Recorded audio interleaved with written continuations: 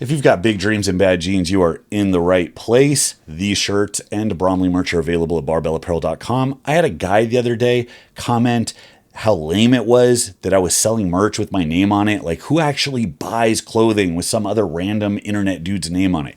And I had to politely inform that gentleman that he would not feel the same way if he knew that this was his mother's preferred attire for pillowing his father. I might have said it a little more crudely than that. And on the topic of being crude, I was ready to move out of this office last week, but the comments and feedback from you guys was just so overwhelmingly positive.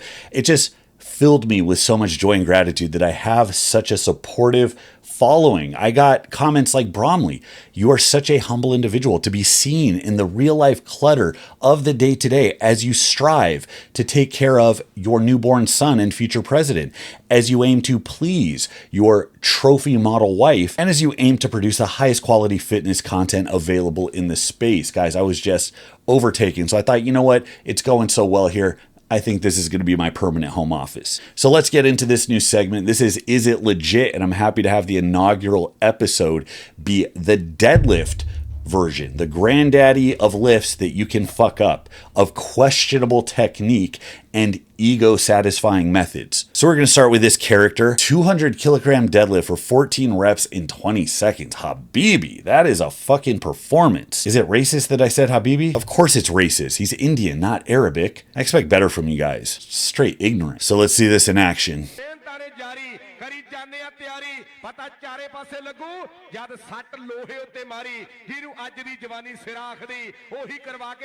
That is fantastic. One of the things I love about listening to languages that I have no familiarity with, like they're not even sharing the same Latin root or alphabet, is I can get hyped from anything if it's said aggressively. I have no idea if this was their equivalent of I Have a Dream, or if this was an old man yelling about the price of coconuts in a fucking farmer's market. There was passion in that clip, and it helped this gentleman yeet this 200 kilograms for 14 reps. Now, the question at hand is this legit? The comments don't seem to agree. Yes, the bouncy fuck around deadlift 300,000. This will be all the rage soon enough. So you have to understand what's going on here. He's utilizing stretch reflex. It's a muscle and connective tissue's ability to store kinetic energy, not unlike a rubber band.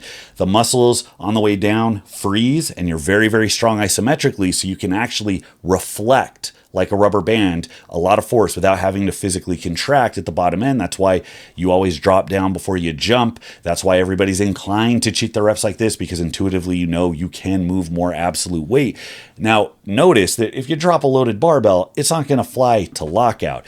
It will bounce maybe a couple of inches. The rest is the conditioning of high rate of force development, given that stretch reflex and given the head start you get from those millimeters of bounce where the weight is essentially weightless. Experience something exactly similar when I push press. I use a little bit of knee bend, but that little bit of flick I get up onto my toes covers that much, but I've conditioned to be able to exploit that to punch through to where I get huge returns because I'm very specifically developed to push pressing from practice. So this will make you very good at this. I mean, 200 kilograms, get those numbers up. If you take this out of a rack, you could probably take his 1 rep max off the floor for a set of 10 like this. The capacity to exploit this is absolutely huge. The question is, does it carry over to your deadlift? If this targets anything, it's going to be the top end. There's a good way to make sure your ass and hamstrings cook at the end, because the stretch reflex of the bounce only gets the bar moving, and the acceleration that you condition yourself to off the ground only works in the context of this bounce. This doesn't do fuck all to help your deadlift break from a dead stop. But the rest of the acceleration, once you are under the load and having to follow through, that's all hamstrings and glutes at the top, and that shit is going to fucking cook.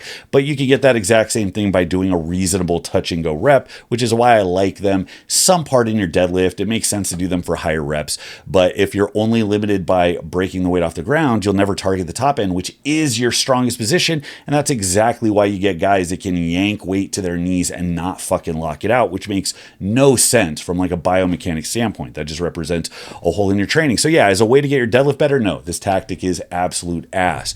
But for living in a country not internationally known for size, strength, general beefiness, this guy is pretty strong, and it looks like he's enjoying himself, and he probably has to ride a train that's at 500% capacity in order to find somebody who can hold his fucking lunchbox, and I guarantee he's got the stable of goats required to buy the prettiest woman in the village. That was definitely racist. Look at this suave motherfucker. Look at his face, man. He knows. Honestly, I'm just curious as to what the fee was for disposing of all the hair. You know, this guy does a lot of shirtless posing. This guy takes his shit seriously. Look how smooth that is. So now we're going to see something similar where they're trying to do what I just described more deliberately, and we're going to figure out, is this legit?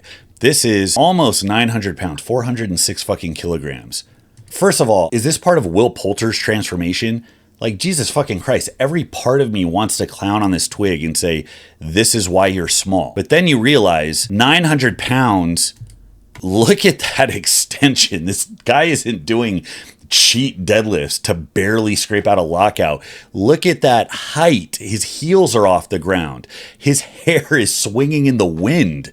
Look at that. So we got everything. We got the high trap bar handles. It's on bouncy pads. You have people on either side helping him to pick it up, and he's shoving it down and then rebounding up in the air. Everybody's inclination is to call this fuckery, is to say this is stupid shit. This has nothing to do with getting stronger. It's just ego lifting, until you realize this is literally a world record holder in track, and he has real handlers running his workouts. You know, people that are actually paid to make sure he succeeds, not the fake powerlifting handlers you guilt into holding your ammonia and knee wraps for 8 hours in a high school gym. So this type of training pops up in a lot of different ways in sports where you have to be explosive, and it's what I talked about. They're not just conditioning overload at the top. It's not just hip extension with a lot of weight. There's a lot of ways you can do that.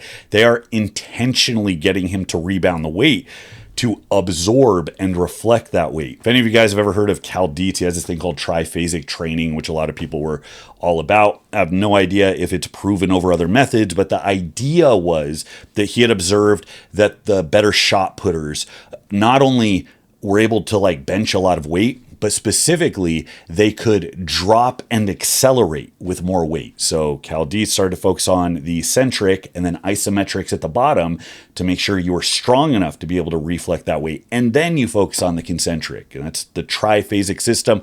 So you see a lot of this shit. He's aggressively conditioning himself to absorb and then reflect as fast as possible this weight. So yeah, this has nothing to do with deadlifting. This guy's just trying to jump over a fucking house, and the fact is he can. But that's some impressive shit, guy from Weezer. With these high performers, it's always chicken or the egg. Is this type of fuckery the thing that develops great athletes, or is it a sieve that filters out people that can't do this shit, who therefore would be unlikely to be great in the sport anyways? Who the fuck knows? Bottom line is, you're probably not seeing a ton of track athletes do this. There's probably people that can run as fast as him that do other shit, but this is strength and conditioning. We'll never know. If you can convince somebody to try this out and you do it with somebody who's talented enough, it makes you look good, and that's how we get Joel Seedman. I'm skeptical that this actually does exactly what they think it does and that it doesn't come with a big risk, but given the pedigree of the people involved, you gotta call it legit. Everything absolutely works, but making it work for you is the journey. That, of course, brings us to the question of how do we improve on training? If so many templates work, so many methods work, but really it's personalization that's keeping me from going forward, what do we do? Do we hire a coach? You could get an online coach. Sure, an online coach is going to do his very best, assuming you even fill out the questionnaire and give the weekly feedback appropriately, which very few of you do. But in reality, people need something right there with them in real time making decisions, and that's why we made BaseStrengthA.I, because we have some fantastic templates that have gotten results across the board utilizing old school methodology when people just knew that you got to grab a barbell, do a lot of work, progress it forward, and make sure you're recovered. If you can follow that, you're going to get big and strong as shit. We took those templates present in Base Strength, 70s Powerlifter, Bull Mastiff, and we got Block, which is a brand new one. 3 different styles of periodization. Each one you can run without a hitch because we have an expert system. This is AI software that makes decisions for you on the fly, gives you recommendations for weight selection, takes questionnaires according to your training history, your preference, what's worked for you before, adjusts the volume, accordingly so you never have to guess. It's right there in the app. All you have to do is clock the work, record it, and voila, there's your program. You have my templates, principles I like, that I preach, that I've taught you about here, but you get through this app something you can't get anywhere else, and that is your program. And I practice what I preach. I'm finishing up week 4 of 70s Powerlifter as we speak. I clocked everything into the app. I'm showing my entire progress. I'm running the entire thing too. And this is feeding into my competitive year. So I got stakes. So stay tuned. I'm going to let you know how that goes. If you guys want to find out more, head over to BaseStrengthA.I. Fill out the questionnaire for free. For nothing else, you get to see the types of questions that this app concerns itself with, and it'll give you some more insight into how you should be approaching your training. BaseStrengthA.I. Now, so far the theme of bounced fucking deadlifts, we're going to the man Derek Poundstone. I was a big Poundstone fan, dude. I remember when he was like the heir to the throne, when he was taking on Zydrunas, when he lost World's Strongest Man by like a pubic hair because the stone rolled back on the platform. Derek was an absolute unit. I remember this got posted on the Morunde Muscle Forum. This is 800 pounds. Derek is going to take this for not 1, not 5, not 8, 9 fucking repetitions. So Derek's got straps, he's got a suit, a belt, silky track pants to ramp the bar up. He's got socks on. He's got all the strongman cheater hacks. And here he is just clipping off reps, one after another. And this puts you in that no man's land. Is this impressive because it's a fucking 800-pound standard deadlift for reps? Or do you look at the straps, the suit, the bounce? Do you look at the Poundstone hitch that's coming in 3, 2, 1? Oh, there it is. That is the Rob Kearney special. That's exactly where Rob Kearney learned that from. Do you look at that and say, what the fuck's the point? Is this good training? Is this stupid? Are we working against the sport? Who the fuck knows? Now, Derek Poundstone was able to deadlift for reps with some of the best strongmen in the world in his day, and it's not like the beginning of the sport. This is when we had Zydrunas running roughshod over everybody. Poundstone actually beat Zydrunas in a couple of contests. Now, this video popped up on the Morunde Muscle Forum some 14 years ago, and this middleweight pro, Scott Porter, who's known for being kind of a prick, jumped in with a I counted 1 rep and 8 bounce reps, which sent Poundstone into a tizzy, and he wrote a long, kind of insecure appeal, something to the effect of, I'm pushing the limits of human performance. This is like 87% of my max for 9 reps. I shouldn't even be able to do that. And it left me kind of like, Derek, that's not exactly how any of this stuff works. If you bastardize a lift into the ground to arbitrarily crank out something you can call more reps, it doesn't change the entire paradigm of rep max calculators. Now, this was a little less egregious than our Indian friend who was shoving each rep back down to the ground.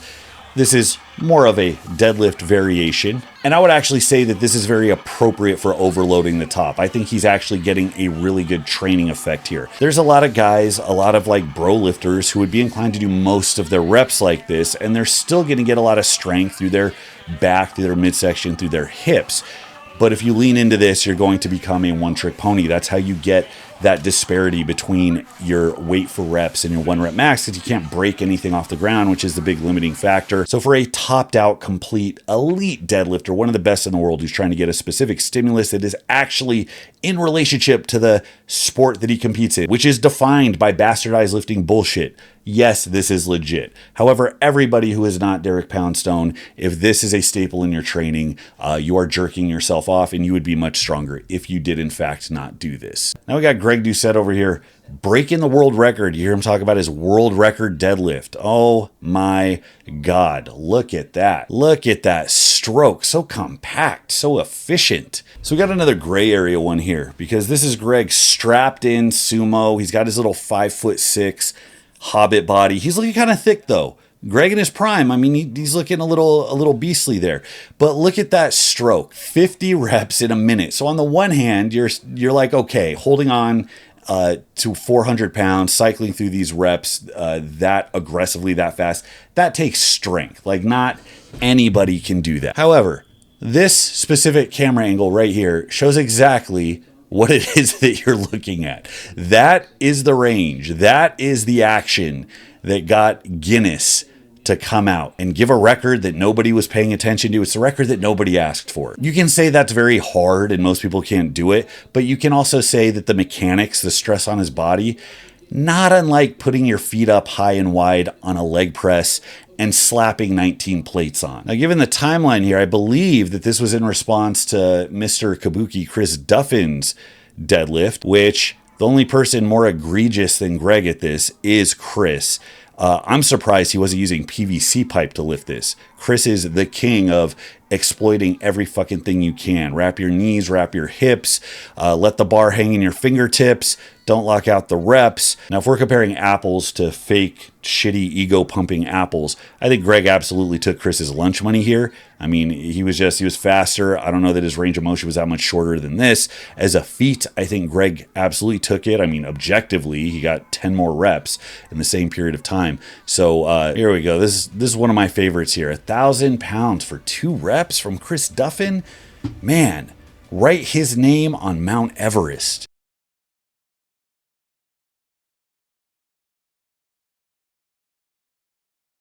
What is this? It's just, what is it? Do all kabuki bars do this? I haven't lifted on a kabuki bar. Strongmen are known for mammoth bars and elephant bars, and I would fucking roll my eyes if I saw this. And the fact that it's this shit with the barefoot sumo. I like Chris, man. I mean, he's a smart guy and he was a great lifter, but he's such a character. It's like, obviously he's engineering the end product rather than using it as a feat. It's, what can I call 1,000 pound deadlift for reps? He did the same thing with his squat. I remember he filmed the squat from the bottom up. I remember his big build up to this. I mean, his best squat in competition was like an 880, which nothing to fucking shake a stick at. That's a massive squat. But then he wanted to pull off 1,000 pounds for reps on a deadlift, 1,000 pounds for squatting. This is a big marketing gimmick he had where he wanted to do multiple things with like 1,000 pounds, deadlift and squat it for reps. Knees wrapped, hips wrapped. That's new. I hadn't seen that one. He's got the Duffalo bar, which lowers the center of mass quite a bit. He's got the bottom up camera angle. So judging depth is a little sketchy there. So are the bounce sumo deadlifts legit? You guys knew the answer before you started this. Of course not. Get this shit the fuck out of here. For a feat of strength or barbell movement to be universally applicable, it has to put everybody in somewhat of a comparable position. And the deadlift, especially the sumo deadlift, leads to this. It doesn't select for stronger people. It doesn't select for better training. It selects for people that are built to do this stupid glute booty boot camp hip thrust bullshit. You know who the world record holder is going to be in this type of maneuver? It's going to be some 170 pound Brazilian girl who trains her ass 5 days a week, who's got arms that are a little bit longer and hips that point out a little bit wider. But it is fun trying to see some of the biggest performers in the world break themselves, trying to take a lateral step away from actual competition so they can claim that they did something world class. These are world records because nobody does it. You put Woolham or Browner or Wiersbicki in there and you're going to get fucking 97 reps in 13 seconds and still nobody's going to give a fuck. So I can't end on that note. That just put a bad taste in my mouth. We're going to end on a high note. I'm going to introduce you guys to Captain Legs. You might have seen him already on Instagram. And guys, I still can't tell if I'm triggered by this or not. Notice I don't go for the easy targets. I like to wait around in the gray area. 310 stiff leg reverse deadlift. Does this sound like fuckery? The dude's in his living room, barefoot, basketball shorts. You know, it's got the champion logo on the other side. He looks like a mix of Brian Posehn and Zach Galifianakis. We all want to take a guess that he is not, in fact, the homeowner, that maybe one of his older female relatives is. But let's see, a stiff leg reverse deadlift. All right, that's just a hack deadlift, right? Or a hack squat behind the back. Weight's already hanging on by a thread. It's got the Weeder concrete. What in the fuck? What in the trailer park exorcist is this? This is a gold mine, and I can't tell if I hate this guy or if I idolize him. This isn't just doing shit for the gram. You know that pre-internet, this guy was in his single wide doing the exact same shit. And he's got multiple, look, he's on a progressive overload scheme. He's taking notes. He's got a logbook. He takes this shit seriously. I guess that's where those belly gains come from. Lord have mercy.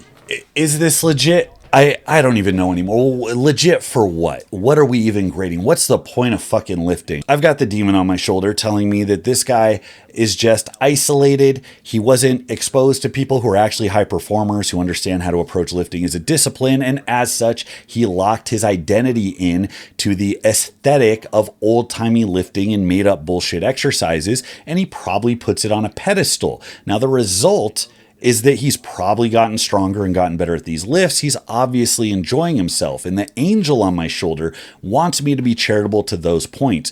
But the devil on my shoulder tells the angel to shut the fuck up. This is stupid. You're either going to get injured, and if you don't get injured, all of that time, that sweat, that hard work is going to leave you less capable than if you just applied the same amount of love and passion to more standardized lifting. But just like our buddy Shara John over here, there's more to lifting than being optimal and doing things that get you the best return. If you love what you do, if it adds to your life, if you're moving forward, and if you aren't actively in the process of falling apart, then fuck optimal. Assume that you're not entitled to any gains, and whatever gains you do get are a bonus. As much as I hate everything about this, every single aspect of my elitist sensibilities are being set on fire right now. What is that primitive chest waited for?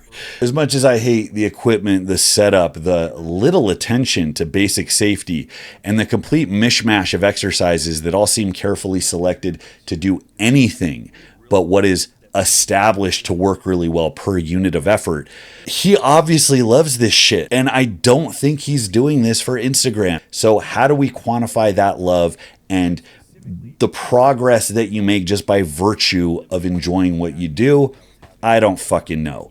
If you want to get stronger, please don't do this. But if you're a weirdo who actually gets physically aroused when you watch old-timey lifting videos, then follow my buddy Atlas Power Shrugged and take notes, because even with this, there's still a right way to do it. I'm talking shit right now. Watch, in 5 years, this is going to be like the next guy to beat on the fucking Giants live circuit. But that's our weekly dose of curmudgeon. Now, guys, I plan on doing this every other week or so across various lifts, various themes. Feel free to send me DMs at Brahmarama on Instagram. Anything you think merits a look, a criticism, a roast, or God help you, if there is a lesson in it somewhere, you can send those to me. Thanks so much for watching, guys. Until next time, this is Bromley. I'll see you.